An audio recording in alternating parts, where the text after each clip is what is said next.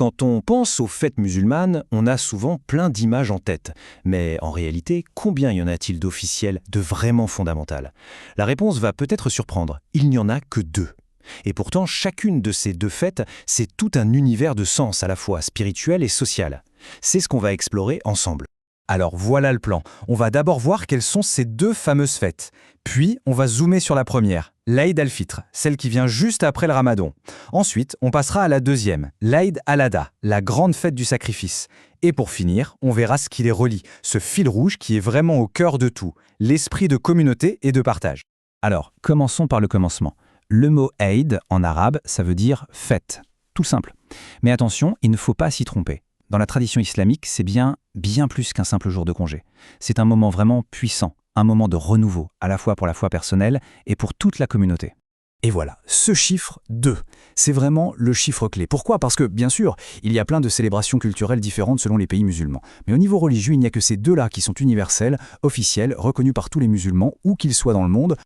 Et cette idée, cette spécificité, elle est magnifiquement résumée dans une parole attribuée au prophète Mohammed. À chaque communauté sa fête, et voici la nôtre. C'est très clair, n'est-ce pas? Ça montre à quel point ces 2 Aïds ne sont pas juste des fêtes, mais de véritables marqueurs d'identité pour la communauté musulmane. Allez, plongeons dans le vif du sujet avec la première de ces 2 fêtes, l'Aïd al-Fitr. Son lien avec le Ramadan est total. Ce n'est pas une fête qui tombe comme ça par hasard, non.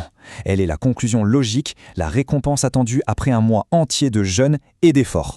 Son nom est d'ailleurs très parlant. Aïd al-Fitr, ça veut dire la fête de la rupture du jeûne. Elle a lieu le tout premier jour du mois qui suit le Ramadan, le mois de Shawwal. D'un point de vue spirituel, il faut vraiment la voir comme un cadeau de Dieu, une sorte de récompense pour tous les efforts fournis pendant un mois, le jeûne, les prières, la patience. Mais attention, avant même de penser à la fête, au repas, aux visites, il y a un acte absolument central, un geste obligatoire qui donne tout son sens à cette journée, la charité. Ce n'est pas juste un plus, c'est vraiment le cœur du réacteur de l'Aïd el-Fitr. Et cette charité, elle a un nom bien précis, la Zakat al-Fitr. Sa mission est double et c'est ça qui est beau. D'un côté, c'est une purification spirituelle pour la personne qui a jeûné, comme pour effacer les petites erreurs, les manquements du mois. Et de l'autre, il y a sa dimension sociale qui est fondamentale. Elle permet de s'assurer que personne, absolument personne, ne soit laissé de côté. L'idée, c'est que même les plus pauvres puissent avoir de quoi fêter dignement ce jour.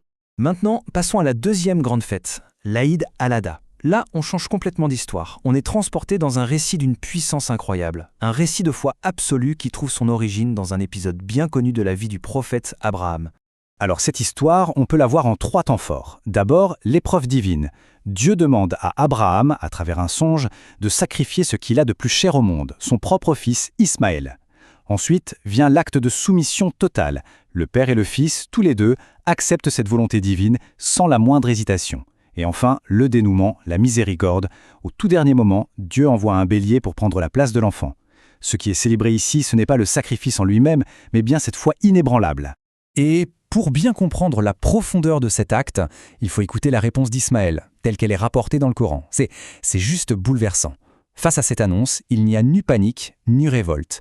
Juste ces mots incroyables. « Ô mon cher Père, fais ce qui t'est commandé, tu me trouveras, s'il plaira à Allah, du nombre des endurants. » C'est un dialogue d'une confiance et d'une soumission qui sont vraiment au cœur de cette fête.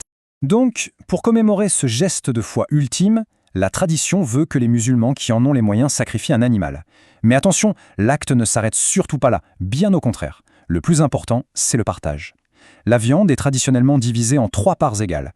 1 tiers pour la famille, 1 tiers qu'on offre aux amis, aux voisins, et le dernier tiers, essentiel, qui est donné aux pauvres et aux nécessiteux. On le voit bien, le partage est encore une fois au centre de tout.